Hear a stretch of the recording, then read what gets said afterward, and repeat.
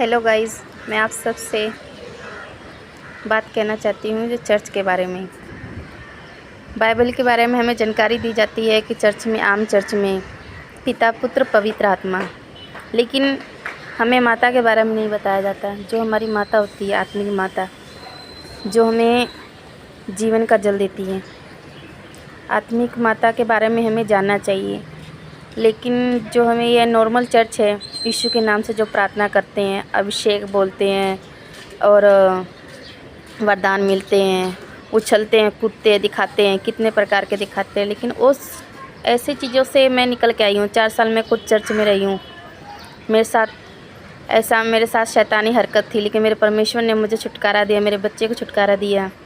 मेरा बच्चा ठीक है आज की डेट में मैं परमेश्वर को धन्यवाद कहती हूँ। उन्होंने मुझे चुना। बुलावट उनकी इतनी बड़ी है अपने बच्चों के लिए कि उन्होंने मेरा नाम, मेरे जैसे कितने बच्चों का नाम अपने हाथ की हथेली में लिखा है नाम।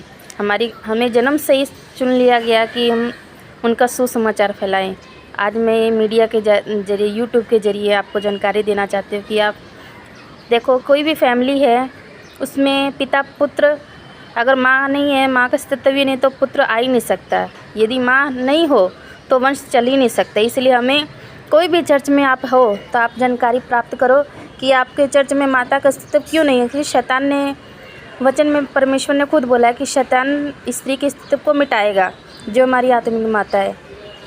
और बाकी चर्च में हमारे माता के बारे में बताता नहीं है। जो हमारी आत्मिक माता अभी इस टाइम में दुनिया में हमारे लिए प्रे कर रही है, जो सियोन है।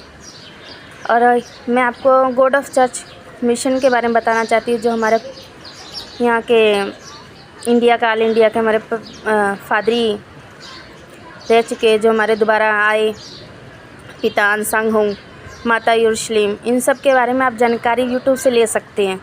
मेरे को इतना जानकारी नहीं, लेकिन फिर भी मैंने जितना जाना, जितना मेरे परमेश्वर ने मुझे परखा, उतना मैं जानकारी जान सकती हूँ। हाँ, लेकिन मैं किसी बहकावे पे नहीं, मैं इंसान के कहने पे नहीं, मैं परमेश्वर के कहने पे चलती हूँ। मैंने खुद वचनों को परखा, जाना, और वचन के द्वारा चलने के लिए भी कितनी मुसीबतें आई, फिर भी मैंने खड़ी हुई, परमेश्वर ने मदद किया।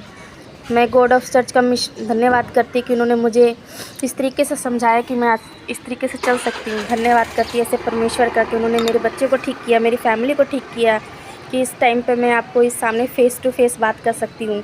मुझे तो यहाँ तक मोबाइल का भी जानकारी नहीं था कि परमेश्वर ने मुझे अनुग्रह किया कि मैं अपने आप सब द्वारा से ऑडियंस से बात कर सकूँ, भाई बहन से बात कर सकूँ। धन्यवाद करती हूँ आप सभी का, और आप सभी को कोटि कोटि और गॉड ब्लेस यू आप सभी को।